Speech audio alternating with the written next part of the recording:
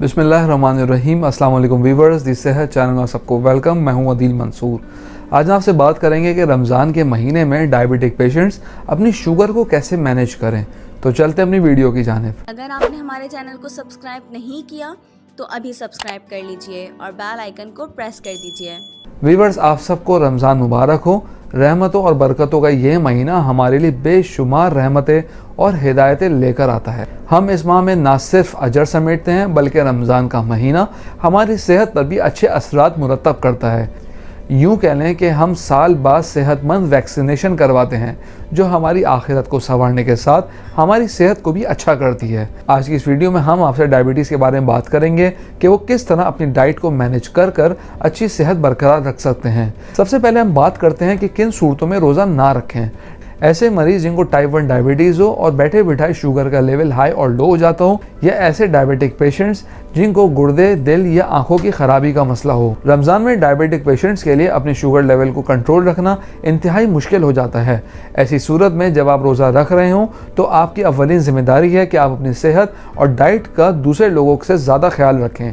इन ग़िज़ाओं का इस्तेमाल करें जो आपकी सेहत में ख़राबी का सबब ना बने और ब्लड शुगर लेवल को बढ़ने या कम होने से रोक सके। वीवर्स, वीडियो में आगे बढ़ने से पहले मैं आपको बताता चलूं, अगर आप नॉलेज हेल्थ मैगजीन के ई मेंबर बनना चाहते हैं तो स्क्रीन पर दिए गए व्हाट्सएप नंबर पर अपना नाम और शहर का नाम लिख के व्हाट्सएप कीजिए और हर महीने नॉलेज हेल्थ मैगजीन अपने मोबाइल पे पढ़िए। तो चलते हैं अपनी वीडियो की जानिब। बस प्रोटीन एक बेहतरीन एनर्जी सोर्स है और कार्ब्स के बनस्बत आहिस्ता आहिस्ता ये बॉडी में एब्जॉर्ब होता है और ब्लड शुगर को एतदाल में रखने में हेल्प करता है। लेकिन ऐसे डायबिटीज़ के मरीज़ जो गुर्दे के आर्ज़े में मुब्तला हों वो प्रोटीन वाले ग़िज़ा लेने से पहले अपने डॉक्टर से मशवरा करें। फल और सब्जियों का इस्तेमाल ज़्यादा से ज़्यादा करें। ये ना सिर्फ आपको तवानाई फराहम करेंगे बल्कि सारे दिन की एनर्जी को बहाल रखेंगे। इसके अलावा आलू, चुकंदर, मटर, कॉर्न जैसी स्टार्च वाली सब्जियों से अवॉइड कीजिए क्योंकि ये बहुत जल्दी शुगर में तब्दील हो जाती हैं।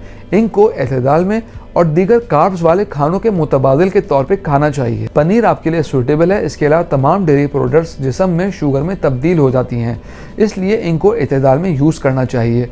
पानी का इस्तेमाल बहुत ज़्यादा कीजिए, ख़ास तौर में इफ्तार के बाद। तो हम बात करते हैं कि किन तरह का खाना इस्तेमाल नहीं करना चाहिए। हमारे इफ्तार में ऑयली और फ्राइड चीज़ों का इस्तेमाल बहुत ज़्यादा होता है, जैसे पकौड़े, समोसे और इस तरह की बहुत सारी चीज़ें। लेकिन अगर देखा जाए सारा दिन चूँकि हम खाली पेट होते हैं तो इन खानों को हज़म करना मुश्किल होता है, तो इसलिए इन खानों के बजाय इफ्तार में सेहतमंद और मुकम्मल खानों का इंतखाब कीजिए। खास तौर पे शुगर के मरीज इनसे गुरेज करें। फैटी और ऑयली खानों से दूर रहें। जूसेस, खास तौर पे लाल शरबत और सोडा ड्रिंक्स का इस्तेमाल ना कीजिए क्योंकि ये डिहाइड्रेशन का सबब बनते हैं। वीवर्स, रमज़ान में वर्जिश को ज़रूर अपनाइए। ये आपको सेहतमंद रखने और ब्लड शुगर लेवल को रेगुलेट करने में हेल्प करती है। डायबिटीज़ के मरीज़ रोज़ा रखने से पहले अपना मुकम्मल चेकअप करें, फास्टिंग और रैंडम शुगर चेक कराएं और अपने मौले से कॉन्टैक्ट में रहें। वीवर्स, हम उम्मीद करते हैं आज की वीडियो आपको पसंद आई होगी। कमेंट बॉक्स में मेरी राय से ज़रूर आगाह कीजिएगा। अगली वीडियो तक के लिए अल्लाह हाफ़िज़।